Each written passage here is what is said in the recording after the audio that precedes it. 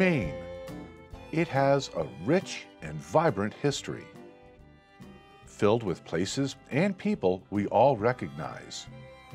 But there is a part of Maine's culture that a lot of people aren't as familiar with, one that has been flowing for decades through the instruments of artists from the tip of Aroostook County to the waves beneath the Portland Headlight.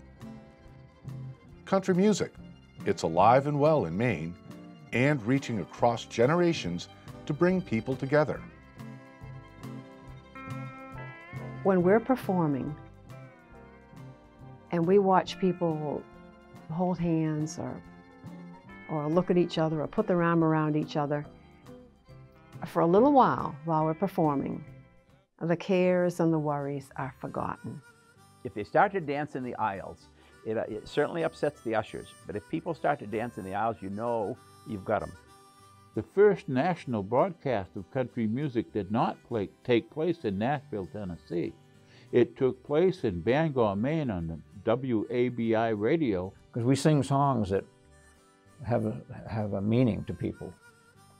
I spent a total of 74 years entertaining country music.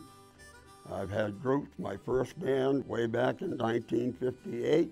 Fans are fans no matter where you encounter them, and that's the high point of this business.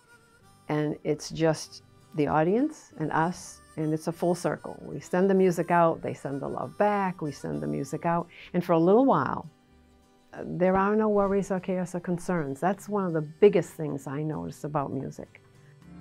You asked me not to call you on the phone, but there's something I'm wanting to tell you. So I wrote it in the words of the song. I didn't know.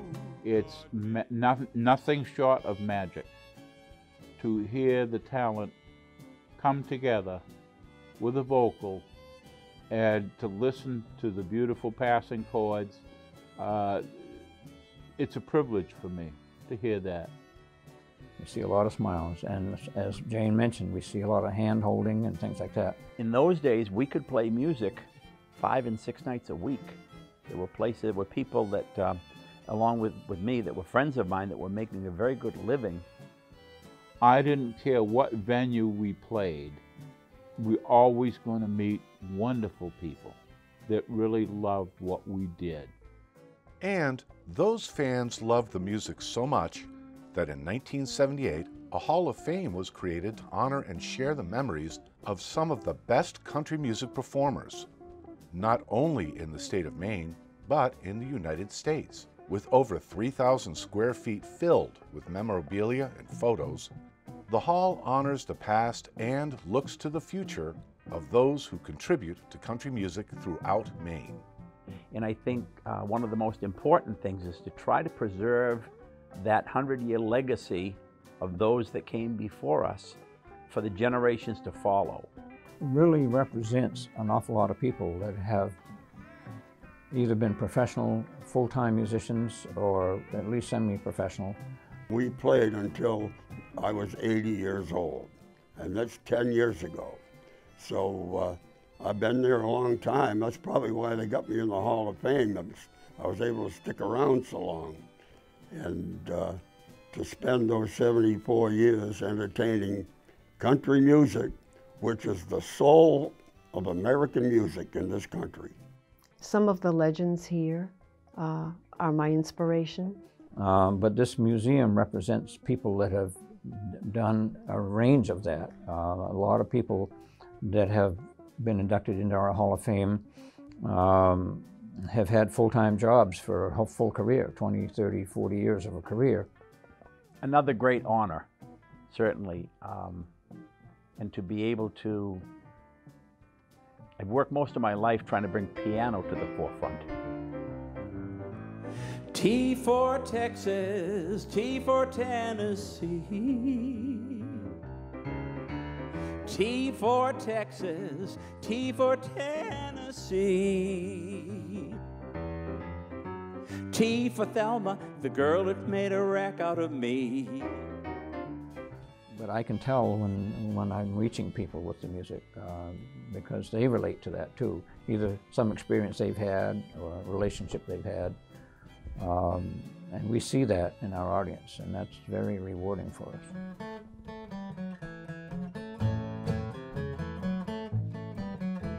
Down in Louisiana where the black trees grow, there's a voodoo lady named Marie Laveau. She's got a black cap tooth and a mojo bone. Anyone wouldn't leave her alone. She'd go, "Eee, another man done gone."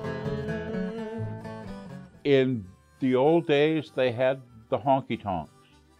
There were a lot of clubs. We're not seeing so much of the clubs anymore. They used to play the Grange Halls. Well, the Grange Halls are dying, but the music is still alive. And I guess what keeps me going, what always keeps me going is there's always a new song, there's always a new message, there's always a challenge. In closing, I think talking about this, the Maine Country Music Hall of Fame and Museum being the best kept secret around, when people say to me, I had no idea you were there. And I said, you know, we are a little bit off the beaten trail back in Mechanic Falls. Country music is all about stories. And that's what country music started with. Stories of hard times, sometimes tragedy, sometimes love lost and won and that kind of thing. That's where we're at. I want to thank you folks for allowing me a little bit of time to talk about country music, because I've been in it since I was 8 years old. You got to know when to hold 'em. When to hold 'em. Know when to fold. When to fold 'em. Country music is alive and well in Maine. Look for it at your local fair or concert venue. Or maybe come enjoy a piece of its history at the Hall of Fame in Mechanic Falls. Time enough for counting when the dealing's done. You got to know when to hold 'em. When to hold 'em. Know when to fold. When to fold 'em. Know when to walk away. And know Either way, share it with your friends and family and continue to be a part of the country music community, whether you are in the band or cheering with the audience. when the deal's done. You got to know when to hold 'em. When to hold 'em. Know when to fold. When to fold 'em. Know when to walk away. And know when to run. You never Count your money. when you're Sitting at the table, there'll be time enough for counting when the dealing's done.